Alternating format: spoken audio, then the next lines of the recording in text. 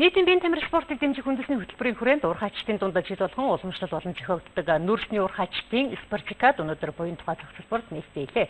Энэ удаагийн тэмцээнд түлшилчин хүчний салбар үүсэж өгчсөний 90 жилийн ан болохон дээр тохиож байгаагаараа илүү онцлогтой болж байна.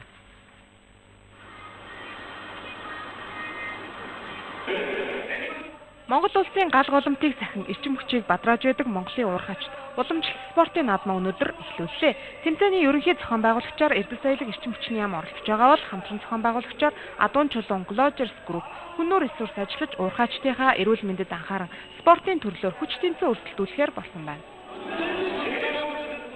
Ингээд салбарын маань өөртөө өгөөжтөө ажиллаж байгаа үр дүн улс их орн маань өнөөдөр урагшааг өгч байгааг нь өнөөдөр бид нар нүүрсээр хамгийн их экспорт хийж байна. Хамгийн их холбоорлтыг өнөөдөр гаргаж байна. Өнөөдөр юунаас авчлаа гэсэн.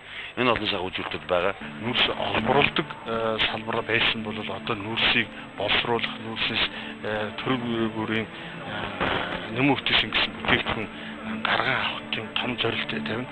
Эхний ажлууд, тусал судалгааны ажлууд хийгээд бол явагдаад эхэлсэн байж байна. За технологийн шинжилгээүүд бол Монгол улсад бол одоогийн байдлаар бол олборлт дээр бол дэлхийн хамгийн зэрэгүүлэх технологиудыг бид хэрэгжилж байгаа. Мөн уурхайтай холбоотой бүх ус шүүрүүлэх болон боловсруулах бүх одоо дэлхийн дэвшилтэй технологиудыг бид хэрэгжилж байна. Энэ дээр хамгийн гол нь монголчууд өөрсдөө суралцаад өөрсдийнхөө одоо чадлаар энэ бүгдийг ажилуулж цааш нь авч явна гэдэг бол бидний хувьд бас дараагийн томхон алхам байх ёстой.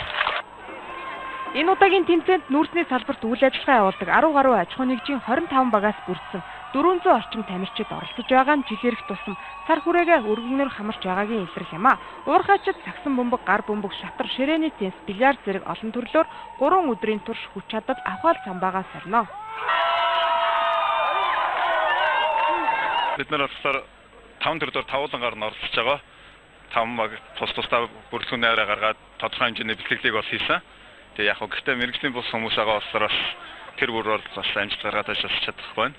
Тэгээд энэ жил хөдөлгөөний амжилтыг илүү дээшлүүлж оролцоход бол бас нэлээд одоо бэлтгэл сургалт хийлээ. Тэгээд бусад багууд ч гэсэн бас бэлтгэл нэлээд сайн байгаа юм шиг байна. Сагсан бүр. Ийхүү тэр дэлхийн хэмжээнд тамирчид маань яруу алдраа мандуулан улс орон бүр эв нэгдлийн бэлэг тэмдэг спортоор амьсгалж байгаа энэ цаг үед түлшилчин хүчний салбарын маань спортыг олон төрлөөр ин тэнцвэрхэн өрсөлдөн аварга тодруулж байна.